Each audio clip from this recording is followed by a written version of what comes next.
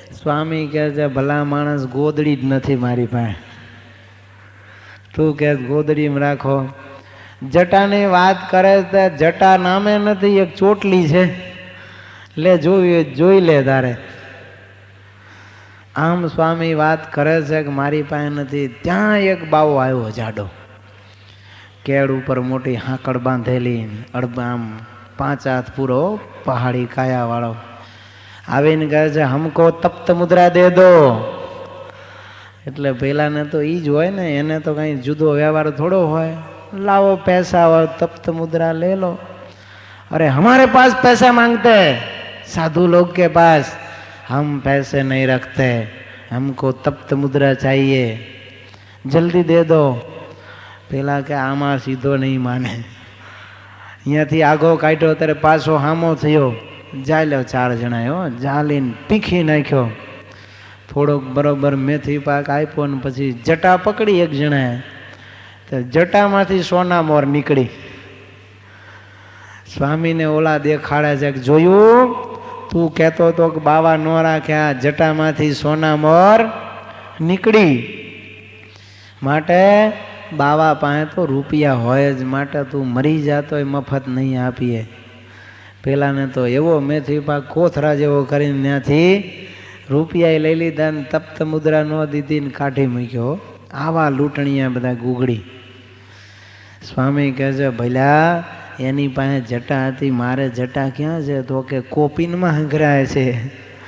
સ્વામી કે લે આ કોપીને જોઈ લે, મારી પાસે કંઈ નથી, તું હવે તો તપ્ત મુદ્રા દેવતા આપ.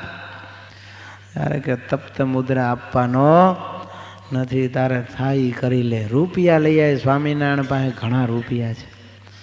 4 દિવસ ભૂખ્યા ત્યાં બેસી રહ્યા હો સ્વામી. સ્વામી અંતરમાં રડે છે. કેટલાય ગરીબ બિચારા લોકો જાત્રાએ આવેલા ને, પૈસા નહોતા હોય, એમને એમ હાલતા હાલતા આવેલા. તપ્ત મુદ્રા માટે આ બધા લોભી ગુગળીઓને પ્રાર્થના કરે, પણ કોઈને એના ઉપર મેર નથી આવતી. સતાનંદ સ્વામીએ લખ્યું કે ઘણા ગરીબોને તો પેટ અને પાંસડા બે ચોટી ગયા હતા. લ્યો, એમ લાગે કે આને પેટ જેવી ચીજ જ નથી, એટલા ખાડા પડી ગયેલા ભૂખ્યા ભૂખ્યા, તોય તપ્ત મુદ્રા આપતા નહોતા. ત્યાંથી સ્વામી ચાલતા પાછા, સ્વામીએ વિચાર્યું કે આ લોભીઓ નહીં આપે. ત્યાંથી દ્વારિકા પહોંચ્યા, બેટ દ્વારકા. જેવા ભગવાનના દરવાજે અંદર દાખલ થવા ગયા ને ત્યાં ધક્કો મારીને પાછા કાઢ્યા. આય બાવા ક્યાં જાસ? અરે ભાઈઓ ભક્તો દ્વારિકાધીશના દર્શન કરવા. અરે મફતમાં દર્શન? લાવ પહેલા પૈસા આપ પછી દર્શન થાય. એમ દર્શન થશે નહીં. સચ્ચિદાનંદ સ્વામી કહે છે ભાઈ હું તો સાધુ છું, મારી પાસે પૈસા નથી. અરે સાધુ પાસે તો બહુ રૂપિયા હોય, ચેલા એના તો ઘણા હોય, માટે રૂપિયા દે ને દર્શન કરવા જા. સ્વામી કહે છે ભાઈ મારી પાસે નથી, મને દર્શન જવા દો. ધક્કો મારીને પાછા કાઢ્યા. સ્વામીને એમ કે હા જે આવતો હોય છે મફતિયાનો વારો, એમાં પહોંચી જાશું. એટલે સામે ધૂણી દખાવીને બેઠા, ભગવાનનું ધ્યાન કરે. વળી હાજે પાછા ઊભા થયા, પાછા કાઢ્યા. મફતમાં દર્શન નહીં થાય તને. સ્વામી કહે છે ભલ્યા હું તો સ્ત્રી ધનનો ત્યાગી છું, મારી પાસેથી રૂપિયા તમે માગો છો એ કે બધાને એક જ ત્રાજવે તોલીએ અમે તો. રૂપિયા લઈ આવે પછી દર્શન કરવા આવજે. વળી સ્વામી સામે દુકાનનું શટર હતું બંધ, અહીંયા બેઠા. બીજે દિવસે સવારે છે ને ઓલા ગુગળીઓ નીકળે ને, સ્વામી પ્રાર્થના કરે કે હે ભાઈઓ મને કોક દર્શન કરાવો. એટલે ઓલા કહે છે કે બાવા રૂપિયા દઈને દર્શન કરી લે ને. સ્વામી કહે છે ભાઈ રૂપિયા મારી પાસે? અરે બાવા પાસે તો બહુ રૂપિયા હોય.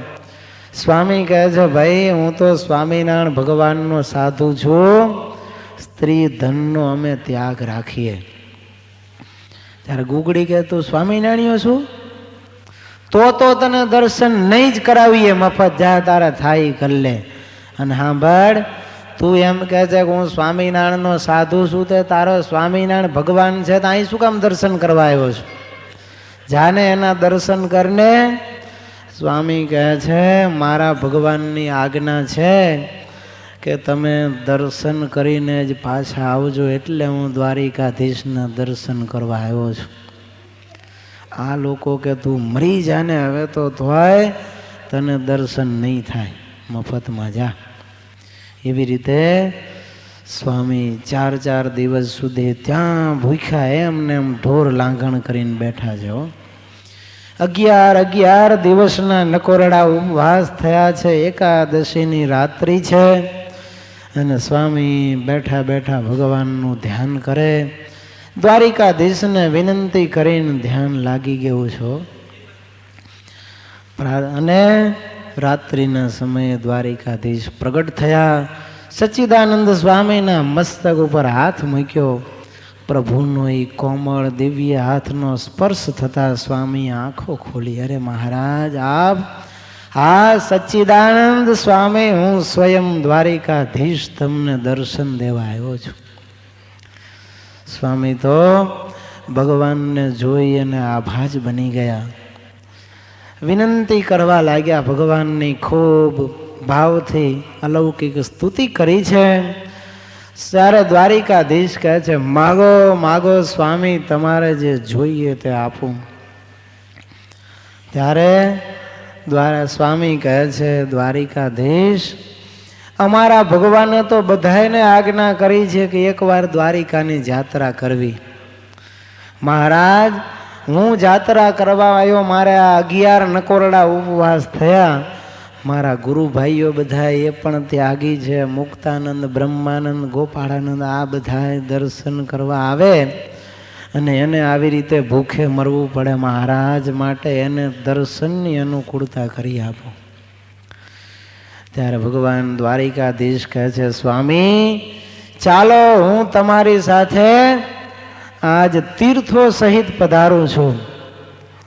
બોડાણાવાળા ભક્ત સાથે તો ભગવાનની મૂર્તિ એક ગઈ હતી. જ્યારે સચ્ચિદાનંદ સ્વામીને તો વરદાન આપ્યું કે હું ગોમતી આદિ તીર્થો અને તપ્ત મુદ્રા સહિત તમારી સાથે ચાલુ છું. અને સ્વામિનારાયણ ભગવાનને કહેજો મને વડતાલમાં પધરાવે. હું ત્યાં બેઠો તમારા સત્સંગીઓને દ્વારિકાનું દર્શનનું ફળ આપીશ. જો સ્વામી ખૂબ રાજી થયા. સવારે સ્વામી ત્યાંથી ચાલ્યા ને સ્વામીની બાજુમાં ઘણાને દ્વારિકાધીશના દર્શન થયો. જ્યાં સ્વામી ઉતારો કર્યો હોય ને, રાત્રે લોકો સત્સંગ કરવા આવે ને, એ બધાને દ્વારિકાધીશ દર્શન આપે. એમ કરતા પાછા તો જૂની દ્વારિકા આવ્યા. ગોમતીના કાંઠા ઉપર આ છપૈયાવાસી મળ્યા. નંદરામ ને ગોપાળરામ, મનસારામ ત્રણેય રડતા હતા. અરે રે આ 12 દિવસ સ્વામીને આમ નામ થઈ ગયા, હજી સ્વામી આવ્યા નહીં. સ્વામીનું શું થયું હશે? પારણા કરવાના હતા ને એમને ભૂખ્યા બેઠા હતા. હો સ્વામી ન આવે તો હવે આપણે ખાવું નથી. આપણે સ્વામીને મૂકીને ગયા. અરે રે આપણને આવી કુબુદ્ધિ ક્યાંથી સૂજી? ભગવાન અને દાદા ખાચરને આપણે શું જવાબ દેશું? એ કહે છે કે અમારા સચ્ચિદાનંદ લાવો, ક્યાંથી કાઢશું? મનસારામ બેયને વઢવા લાગ્યા. નંદરામને ગોપાળરામને કહે છે હું તો કહેતો તો સ્વામીને મૂકીને ન જવાય, પણ તમે બે નાના મારું માન્યા નહીં અને મૂકીને ચાલી નીકળ્યા. એમ કરો, હવે ભગવાનની પ્રાર્થના કરો, મહારાજ દુઃખ આપશે. અને ત્રણેય જણા ગોમતીની કાંઠે ભૂખ્યા બેઠા બેઠા ભગવાનને વિનવે છે. ત્યાં સ્વામી ગજગતી ચાલથી ભગવાનની મૂર્તિને ધારતા ધારતા આવ્યા. અને દૂરથી જોયા ને ત્રણેય જણાએ દોટ મૂકી. મળદામાં જેમ પ્રાણ આવે ને એમ ત્રણેય જણામાં જાણે મૃતપ્રાય હોય અને જીવિત થયા હોય. દોટ મૂકીને સ્વામીને પગે લાગ્યા છે, દંડવટ કરવા લાગ્યા. સ્વામી સ્વામી આપ ક્યાં હતા? સ્વામીએ બધી વાત કરી. સ્વામીને જમાડ્યા, પછી જમી અને ત્યાંથી ચાલ્યા. રસ્તામાં જ્યાં જ્યાં ઉતારા પાણી કરે સત્સંગીઓ અને બીજા ઘણા મુમુક્ષુઓ આવે. સ્વામી સત્સંગ કરાવે અને પછી બધા એને દ્વારિકાધીશ દર્શન આપે. લોકો પૂછે કે આ શું છે, ત્યારે સ્વામી કે દ્વારિકાધીશ અમારી સાથે પધારે છે. આવી રીતે દ્વારિકામાં રૂપિયા વગર દર્શન નથી થતા, એટલે પ્રભુએ વડતાલમાં બિરાજવાની ઈચ્છા કરી છે. અને ફરતા ફરતા ગઢડા આવ્યા.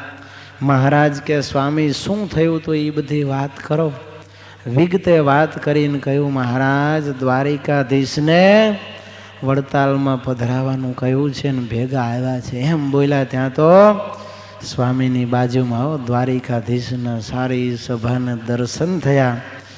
મહારાજ કહે છે ચાલો આપણે ભગવાનને જલ્દીમાં જલ્દી દ્વારિકાધીશને વડતાલમાં પધરાવવા છે. શરૂઆતમાં તો મહારાજે લક્ષ્મીનારાયણ દેવની મૂર્તિ નારાયણ ભગવાનની અંદર પ્રભુને પ્રસ્થાપિત કર્યા કે હમણાં અમારે દર્શન દેજો. પછી મહારાજે મૂર્તિ મગાવી ગોરખપુરથી દ્વારિકાધીશની, અને એની પ્રતિષ્ઠા બંને આચાર્યો દ્વારા મોકલીને કરાવી, અયોધ્યા પ્રસાદજી મહારાજને અને રઘુવીરજી મહારાજને. અને મહારાજે કહ્યું કે આજથી આ દ્વારિકાધીશની મૂર્તિ, આ ગોમતી તીર્થ અને આ તપ્ત મુદ્રાઓ બધાય દ્વારિકામાંથી અહીંયા પધાર્યા છે. જે કોઈ આ દ્વારિકાધીશનું દર્શન કરશે, તપ્ત મુદ્રાઓ લેશે અને દ્વારિકામાં નાશે, એને દ્વારિકાની યાત્રાનું ફળ વડતાલમાં આવવા માત્રથી પ્રાપ્ત થશે. તો આમ જેને દર્શનના નિયમ છે, એને જો ભગવાનના દર્શન નથી થતા તો ભગવાન સ્વયં એને દર્શન દેવા માટે પધારે છે. એટલે ભૂલ્યા ભટકા નહીં. સ્ત્રીઓના મુખ જોવા કે સ્ત્રીઓએ પુરુષોના મુખ જોવા નહીં, પણ મારે મારા મહારાજના દર્શન કરવા છે એવા વિશુદ્ધ ભાવથી ભગવાનના દર્શન કરવા માટે જવું. સ્વામી વિવેકાનંદ એમ કહેતા कि विदेश में जब शाम होती है तब लोग बार में जाते हैं, बार એટલે दारू खानू, और हिंदुस्तान में जब शाम होती है तब लोग मंदिर जाते हैं. પણ હવે 50% આ હકીકત સત્ય રહી છે.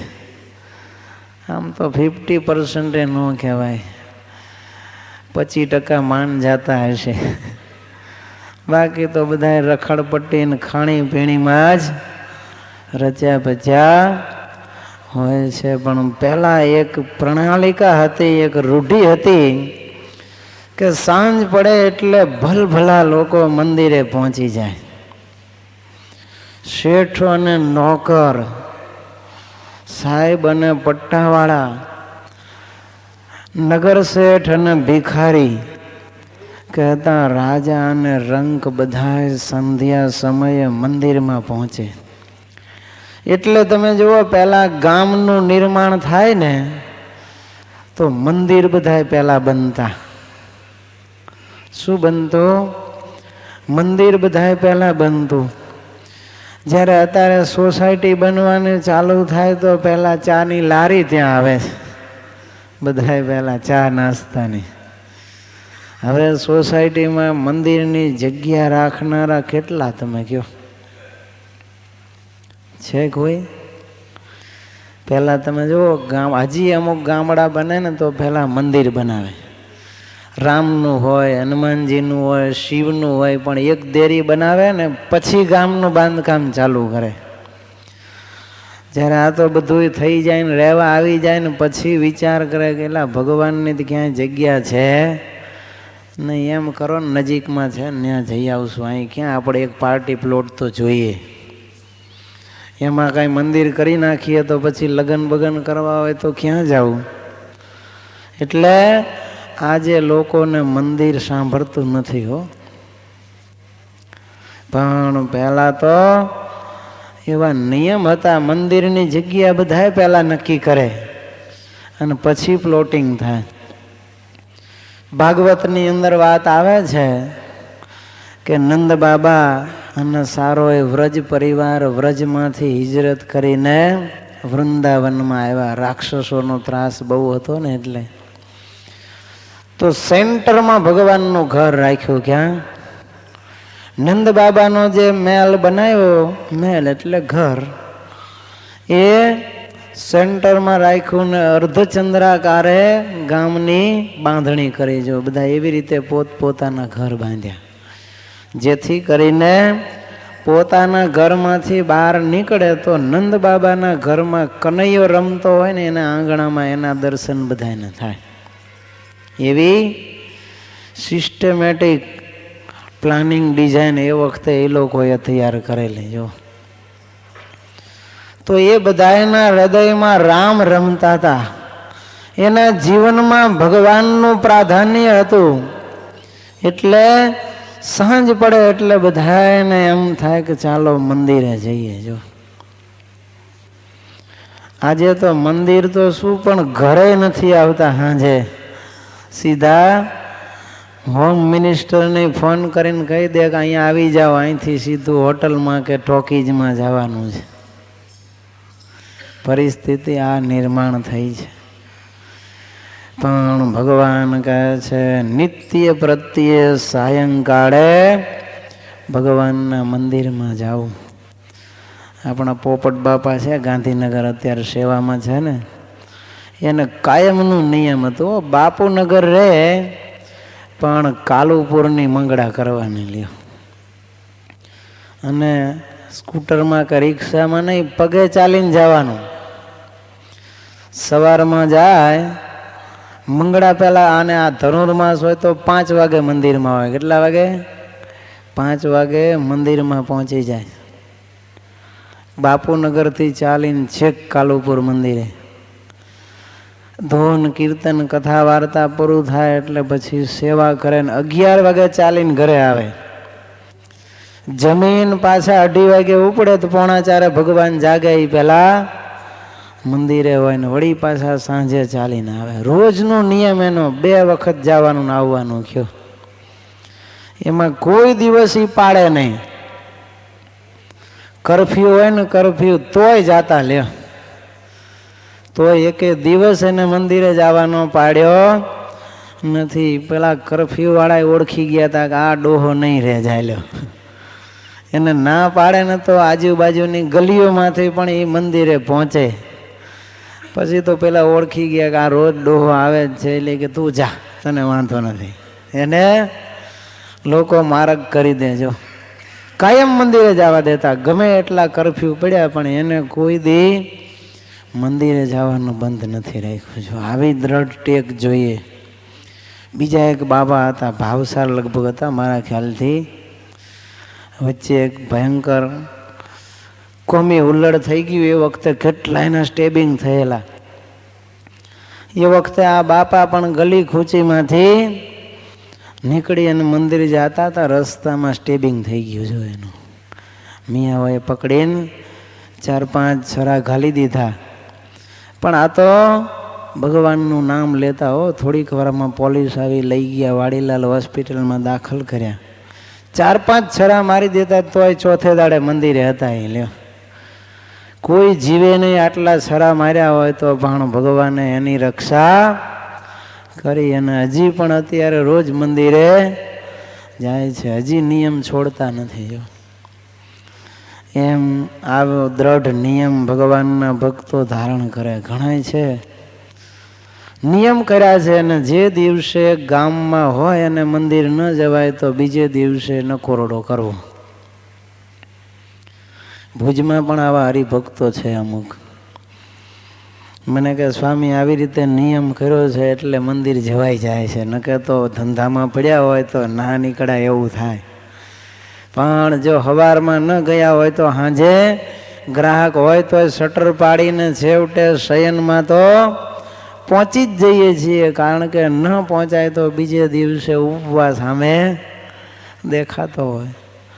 એમ જે નિયમ કરે તો મંદિરે જવાનું અઘરું પડે નહીં. જ્યારે આપણે તો રસ્તામાં આવતું હોય ને તોય ગવંડર વળતું નથી, તોય બ્રેક લાગતી નથી. ક્યાં લાગે? ગલ્લા ઉપર બ્રેક લાગે, પણ મંદિરના દરવાજે લાગતી નથી. જો ગલ્લા ઉપર 15 મિનિટ ગપ્પા મારવાનો ટાઈમ મળે, પાનની પિચકારી મારવાનો ટાઈમ મળે, પણ 5 મિનિટ મંદિરે દર્શન કરવાનો ટાઈમ નહીં લ્યો. મોડું થઈ જાય છે એમ કે તારે 15 મિનિટ ગલ્લા ઉપરનો ટાઈમ કઈ રીતે ફાળવાય છે?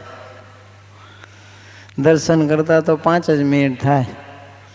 5 મિનિટમાં તો દર્શન કરીને બહાર નીકળી જવાય લ્યો, ઉતાવળ હોય તો. તોય મૂળ તો આપણને જીવમાં આ શ્રદ્ધા જ નથી, સમજ્યા? જેને શ્રદ્ધા હોય એને કોઈ વાત કઠણ ના પડે. ઘણા એમ કે અમારા મંદિર છેટું થાય છે, કોઈ દી કોઈ એમ કીધી કે નોકરી છેટી થાય છે બંધ કરી દેવી, ફેક્ટરી છેટી છે તે નથી ધંધો કરવો, કોઈ એમ કે? કોઈ દી કોઈ નથી કહેતા કયો નોકરી છેટી પડે ને છોડી દીધી ને ભૂખે મરીને રહ્યા કોઈ દી? ગમે ત્યાંથી આઈ ન મળે તો નડિયાદ અપડાઉન કરે, વડોદરા, અરે અંકલેશ્વર સુધી જવા વાળા પડ્યા જ. બોલો, વિચાર કરો. અહીંયા મંદિરે ન આવે પછી ટ્રાન્સફર થાય તો રોજ વડોદરા લાંબો થાય. સવારમાં 5 વાગે ઉઠીને 5:30 6 ક્વીન કે જે આવતી હોય એ પકડે.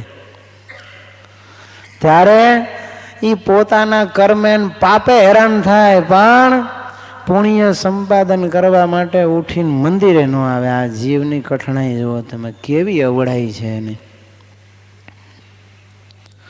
ત્યાં કોઈ દી એમ નથી થતું કે આ છેટું પડે છે, નથી ધંધો કરવો, નથી નોકરી કરવી. અરે કરફ્યુ હોય ને તો 2 કલાક ખુલે તો 2 કલાક સ્કૂટર લઈને પહોંચી જાય ને દુકાન ખોલીને વકરો કરી લે. કેટલો ભય હોય તમે કયો? ખબર હોય કે કદાચ સ્ટેબિંગ થઈ જવાનું ચાલુ થઈ જાય તો ભાગવું ભારે થઈ પડે, એવી પરિસ્થિતિ હોય તો પણ એ કે કરફ્યુ ખુલશે એટલે જલ્દી ગ્રાહક જાજા આવશે, બીજા કોઈ દુકાન નહીં ખોલી, આપણે ખોલશું એટલે આપણે વધારે નફો થઈ જશે. જુઓ તમે. પણ એમ થાય છે કે ધનુર્માસમાં બીજા હોઈ રહે છે તો હાલો આપણે વકરો નફો કરી લઈ, ધૂન કરીને વહેલા. એવો વિચાર તો આવતો જ નથી. હોટલ ગમે એટલી છેટી હોય તો એ ઉપડી જાય નાસ્તો કરવાનું, જમવા.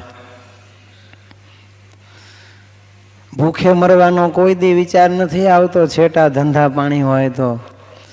મંદિર તો એટલું છેટું ન હોય તોય આત્માનો ખોરાક આપ્યા વગર કેટલાય દિવસ આત્માને ભૂખ્યો રાખીએ છીએ. કે લાડવા ખવડાવવાથી કંઈ આત્મા તાજો થશે?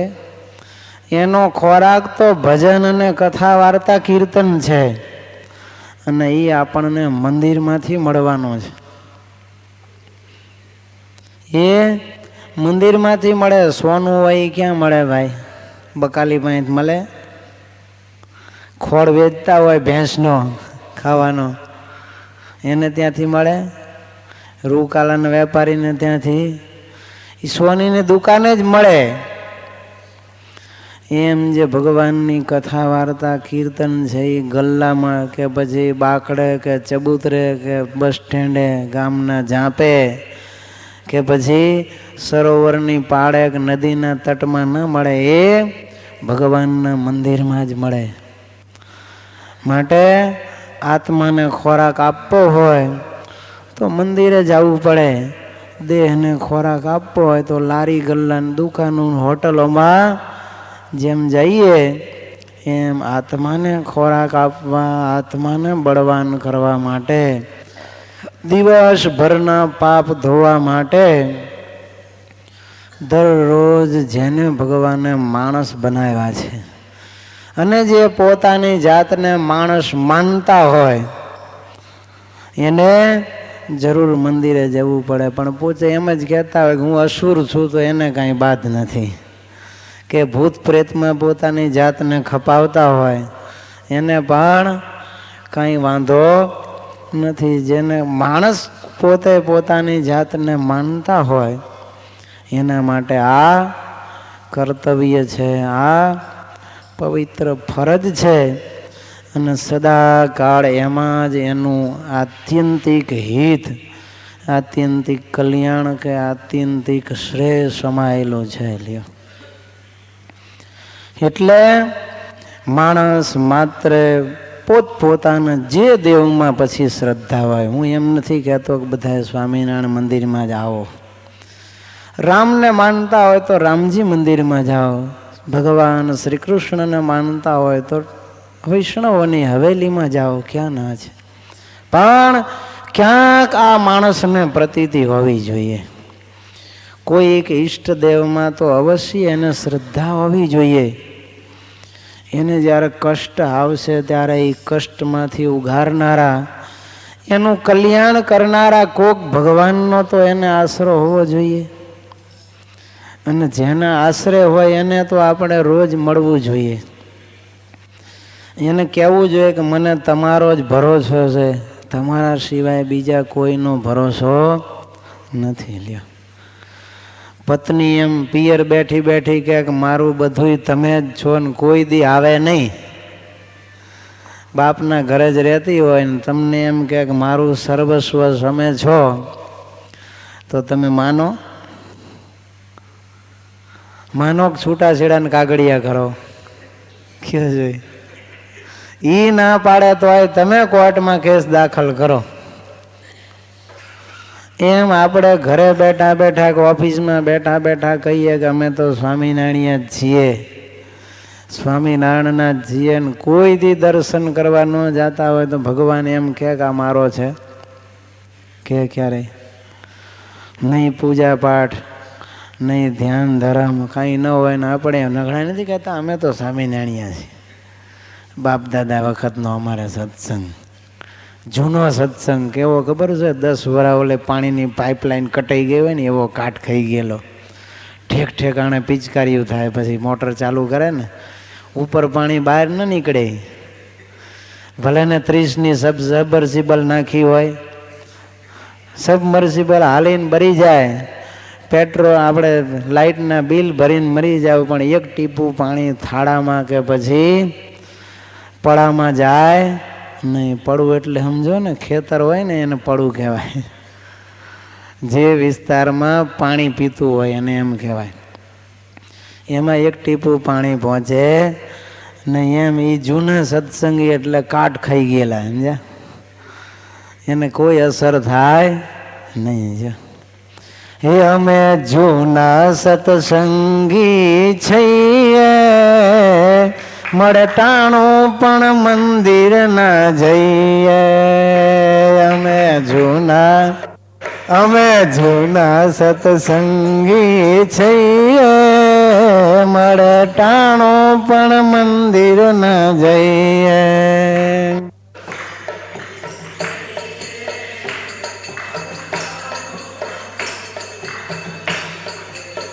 હે નવા જાણો છો શું મન, નવા જાણો છો શું મન, અમે કરીએ નહીં ભજન, અમે કરીએ નહીં ભજન, અમે જૂના તો ઉપદેશ દઈએ, મળે ટાણું પણ મંદિર ન જઈએ. અમે જૂના તો ઉપદેશ દઈએ, મળે ટાણું પણ મંદિર ન જઈએ. અમે જૂના સત્સંગી છીએ, મળે ટાણું પણ મંદિર ન જઈએ. અમે જૂના સત્સંગી છીએ, મળે નવા સત્સંગી હોય ને, નવા સત્સંગી હોય એને ઓલા જૂના પૂછે કે આવતા હોય તો મંદિરે? નવા હોય એને એમ થાય કે આ તો જૂના છે ને કેમ નથી આવતા? ત્યારે કે અમે તો જૂના છીએ, અમારે મંદિર જવાની જરૂર નહીં. VRS લીધેલા, સમજ્યા? VRS વાળા એને પછી બેંકમાંથી પગાર લેવો, જો પેન્શન મળતું હોય એ પ્રકારની સ્કીમ હોય તો બેંકમાંથી, પછી એને ઓફિસર કાંઈ લેવા દેવા નહીં. કાં તો એ કાર્ય ભેગું લઈ લીધું હોય, બાપ દાદા વખતનું જલસા કરતા હોય, ખૂટી જાય ને પછી બેંકના રેટ ઘટે ત્યારે ટેન્શન વધે, પછી એમ થાય કે હવે શું થશે. જો એટલે કહે છે નવા જાણ, તમે અમને શું ઉપદેશ દેતા હતા? અમે કાંઈ ભજન ન કરીએ, પાછા બીજાને કે મંદિર જતા હોય ભજન કરતા હોય, એ કે અમે તો જૂના છે, અમને ઉપદેશ દેવાનો અધિકાર છે, અમે તમને ઉપદેશ દઈએ પણ તમારે અમને કાંઈ કહેવાનું નહીં. જો એમ જૂના હોય તો મંદિરે ન આવે. એક ગામમાં ગયેલા, પછી સત્સંગીઓ હાવ થોડાક, એટલે મેં કીધું ગામમાં સત્સંગ ઓછો લાગે. હોય સ્વામી? મને કે આખું ગામ એક એક ઘર સત્સંગી છે. શું વાત કરો? મેં કીધું હા. તો મેં કીધું મંદિરે કેમ આવતા નથી? ત્યારે કે અમે ગામ આખું સત્સંગી છીએ, પણ 12 જણ મંદિરે જઈએ. અમે ગામ આખું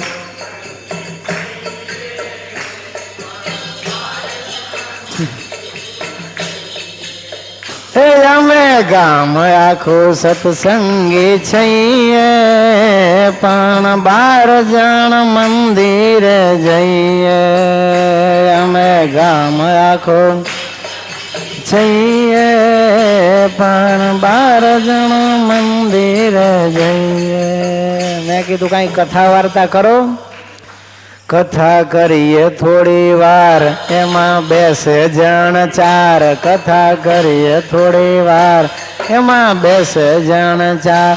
નિયમ ચેષ્ટા તો કોઈ દી ના કરીએ, પણ 12 જણ મંદિરે જઈએ.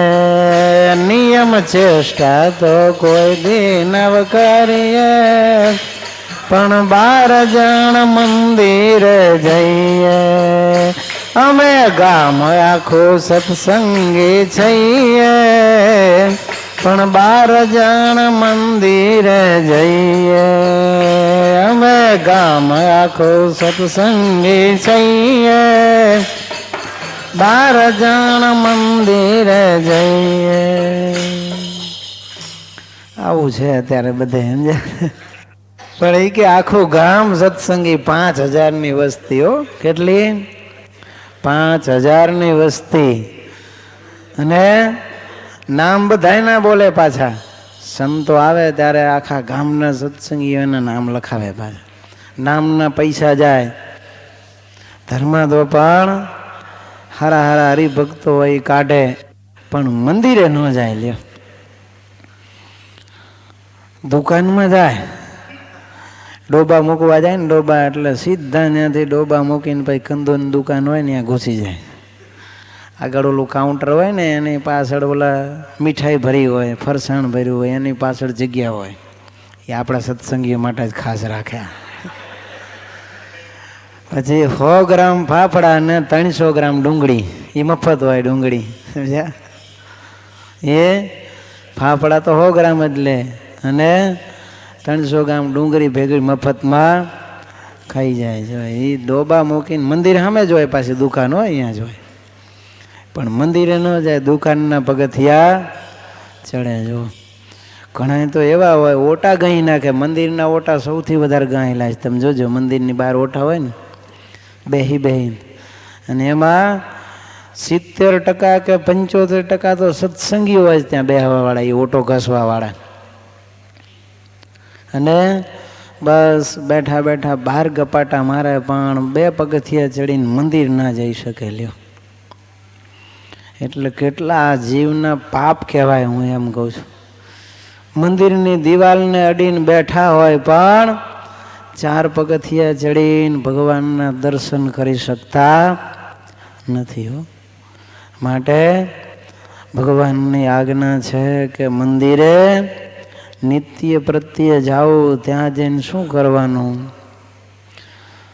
તો કહે છે નામ સંકીર્તનમ કાર્યમ તત્રોજ્જય રાધિકા પતે.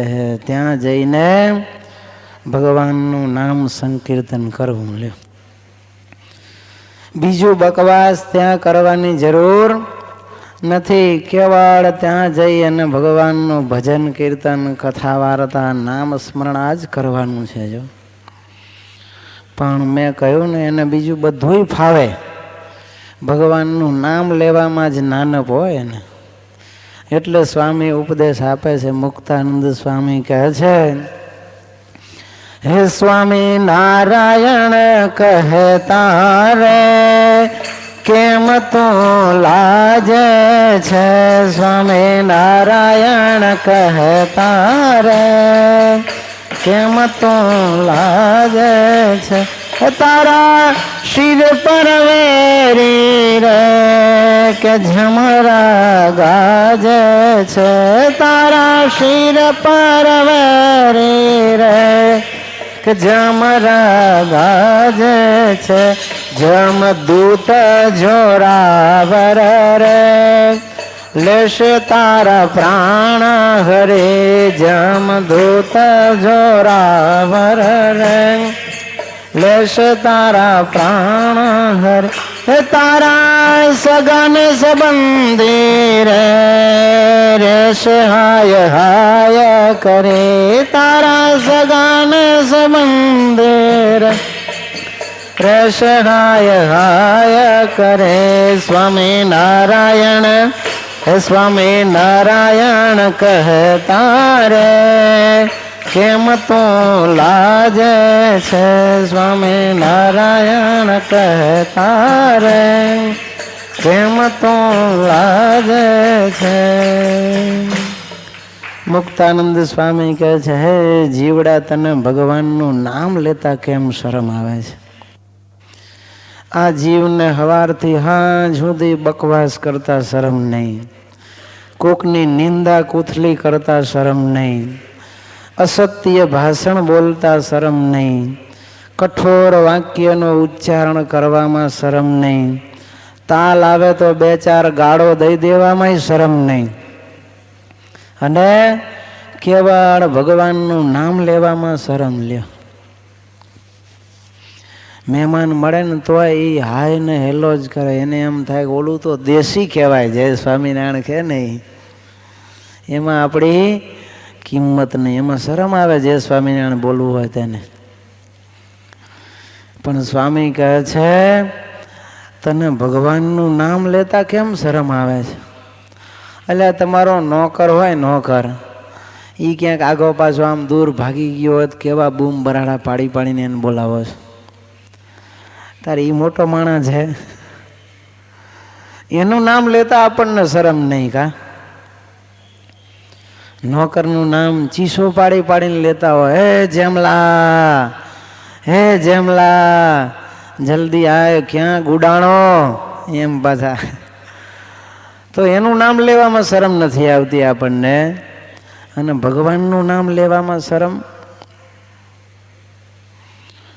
એટલે સ્વામી કહે છે કે સ્વામી નારાયણ કહેતા રે કેમ તું લાજે છે, તને ખબર નથી તું ભગવાનનું નામ નથી લેતો, પણ તારા શિર ઉપર વેરી જમડા છે ને એ ગાજી રહ્યા છે, એ માથે ફરે જ છે. ક્યારે તને એ આવીને પકડી જશે એનો કોઈ ભરોસો નથી. તો કહે છે કે સ્વામિનારાયણ નામ લઈ તો શું થાય, શું થાય, શું પડખે ન ચડે. ભગવાનનું નામ લે ત્યાંથી જમના દૂતો છે ને એ પલાયન થઈ જાય. આવ્યા હોય ને તો મૂકી, પકડ્યો હોય ને તો મૂકીને ભાગી જાય. જીવને ઝાલ્યો હોય ને અંત સમય જો સ્વામિનારાયણ નામ લે તો જમના દૂતો તરત એને મૂકીને ત્યાંથી ચાલ્યા જાય ને ભગવાનના પાર્ષદો તેડવા આવી જાય. જો એટલે સ્વામી કહે છે તને શરમ આવે છે અને તું ભગવાનનું નામ નથી લેતો, પણ તને ખબર નથી કે તારા ઉપર આ જમના દૂતો ચોકી ફેરો ભરે છે, ગમે ત્યારે ઉપાડી જશે.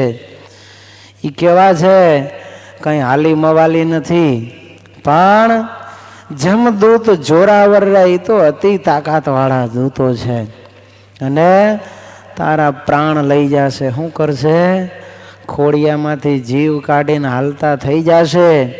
એ વખતે તું પછી મમ્મી મમ્મી ને પપ્પા પપ્પા ને બેટા બેટા ને બટા બટા કરીશ, કોઈ તને બચાવવા આવવાનું નથી. કોઈ આવશે?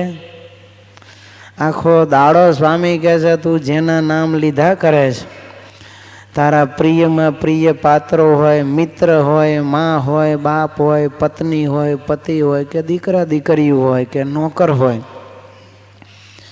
એનું નામ લેતા તો આપણે ધરાતા નથી. જો આખો દિવસ છોકરા હોય તો વિશેષ મમ્મી મમ્મી કરે, મમ્મી જો મારતી હોય તો પપ્પા પપ્પા કરે, કરે ને. એમ પરણેલા હોય તો પત્નીને યાદ કરે, એનું નામ લીધા કરે, પત્ની હોય પતિનું નામ લીધા કરે. સ્વામી કહે છે આખો દી તમે એના નામ લ્યો છો, પણ જમના દૂતો તમને આવીને ઝાલશે ત્યારે એમાંથી કોઈ બચાવવા આવવાના છે? એકેય તમારી રક્ષા સહાયતામાં આવશે? સ્વામી કહે છે તારા સગાને સંબંધી રહેશે હાય હાય કરી, અરે રે હાય હાય આને ઉપાડી ગયા એમ કહેશે, પણ કોઈ બચાવી શકશે નહીં. લ્યો, માટે સ્વામી કહે છે જેને કાજે કરે છે રે કુકર્મ અતિ ભારે, જેના માટે તું આ જાત જાતના પાપો કરે છે ને ગમે તેમ કરીને પૈસા ભેગા કરે છે, એ કોઈ તારી સાથે આવવાના નથી. તારી યુવાની પણ તને સાથ નથી આપવાની. એનું નામ એટલે તો શું પાડ્યું? જવાની. It will go. એ જાતી રહેવાની છે, રહેવાની નથી. ગમે એવું નવ જોબન હોય પણ 5-10 વર્ષે શરીર ખખડી જાય. જો 50 વર્ષ થાય એટલે ઘટવા માંડે. વૃદ્ધા પણ આવી જ જાય. તમે ના પાડશો ને તોય આવશે. ગુંદરિયા મહેમાન જેમ આવ્યા પછી જાય ને એમ એ તમને પકડીને પછી ચીટકી જશે. તમે ગમે એમ કરશો તોય જુવાન થવાના ઉપાય, ડાઈ કરાવી લઈશો તોય ગાંડી ઉગવાની છે પાછી.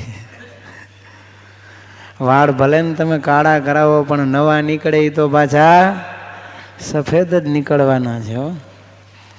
દાંત પડાવીને ચોકઠા કરાવો તોય એ મોઢું તમારું ઉપરથી આમ જરાક ઠીક લાગે પણ ચામડી તો લબડી જ જવાની છે સમય થશે એટલે. એટલે કહે છે કે તે તો સંગે ને ચાલે રે નવ જોબન નારી. તાજા પરણેલા હોય ને ગમે એટલો પ્રેમ હોય પણ એક્સિડન્ટ થઈ જાય ને પતિ મરી જાય તો કોઈ સતી થતી નથી. અત્યારે થાય છે, કોઈ ભેગા જાતા નથી. જુઓ તમે. એટલે કહે છે કે જેના માટે તું હાય હોય કરેશ, આ બધા પાપ કરેશ, રાત દી એને પોકાર્યા કરે છે, કોઈ તારી હારે આવવાના નથી. અને તારા પાપે તું જમના દૂતો સંગે નરકમાં જઈશ. અને એ બધા તારું લોહી પીશે ને ચીરી ચીરીને મીઠું મરચું અંદર ભરવાના છે. માટે હજી તું ચેતી જા. એવું સમજી વિચારી રે શ્રી હરિને ભજજે. એવું સમજી વિચારી રે શ્રી હરિને ભજજે. એવું સમજી વિચારી રે શ્રી હરિને ભજજે. એવું વિચારે રે શ્રી હરિને. હે મુક્તાનંદ સત્ય કહે છે રે સર્વે કુકર્મ તજજે. મુક્તાનંદ સત્ય કહે છે રે સર્વે કુકર્મ તજજે. સ્વામી નારાયણ સ્વામી નારાયણ કહેતા રે કેમ તું લાજે છે. સ્વામી નારાયણ કહેતા રે કેમ તું લાજે છે. સ્વામી કહે છે માટે સમજી વિચારી અને ભગવાનનું નામ રટણ કરી લેજો. કલ્યાણ તારું એમાં છુપાયેલું છે. માટે બધાય કુકર્મનો ત્યાગ કરી પાપ માત્ર છોડીને શું કરવું? તો કે ભગવાનનું નામ અખંડ જપ્યા કરવું. જો સંતો તો આપણને પોકારી પોકારીને કહે છે કે ભાઈ તમે ભગવાનનું ભજન કરો છો. બ્રહ્માનંદ સ્વામી પણ ઉપદેશ આપે છે નારાયણ નામ લેને તું પ્રાણી રે બદ્રીનાથ પ્રગટ જગ જાણે નારાયણ નામ લેને તું પ્રાણી રે નર દેહ દીધો તુને નાથ રે હોય ધન તો વાવર તારે હાથ રે પડ્યો રહેશે નવે કોડી સાથે નારાયણ નામ લેને તું પ્રાણી રે. સ્વામી કહે છે હે પ્રાણી, એને માણસ ન કહેવાય, કારણ કે ભગવાનનું ભજન નથી કરતો એટલે સ્વામી પ્રાણી કહે છે. જો એ ભજન કરવા માંડે ને તો પછી એને માણસની કેટેગરીમાં મૂકે, ત્યાં સુધી તો એ પશુ જ કહેવાય. એટલે સ્વામી કહે છે હે પ્રાણી, તું ભગવાનનું નામ નહીં લે. આ સ્વામિનારાયણ ભગવાન એ જ પ્રગટ બદ્રીનાથ પોતે નરનારાયણ ભગવાન છે. માટે એની ભક્તિ તું કરી લે, એનું નામ રટણ કરી લેજો. પેલો કહે છે પણ મારે શું લેવા દેવા ભાઈ, એ ભલે ને ભગવાન હોય, મારે શું કામ એની ભક્તિ કરવી જોઈએ? તો કહે છે નર દેહ દીધો તુને નાથે રે. તને આ માણસનો જન્મ આ ભગવાને આપ્યો છે, એના આટલા મોટા તારા ઉપર ઉપકાર છે, એટલા માટે તારે ભગવાનનું નામ લેવાનું છે. લ્યો, એટલે આ માણસ તને બનાવ્યો છે તો કંઈક દાન ધર્મ દો, ભજન કીર્તન કરી અને પુણ્ય સંપાદન કરી લે, નહીતર આમ નામ જુવાની પણ ચાલી જશે.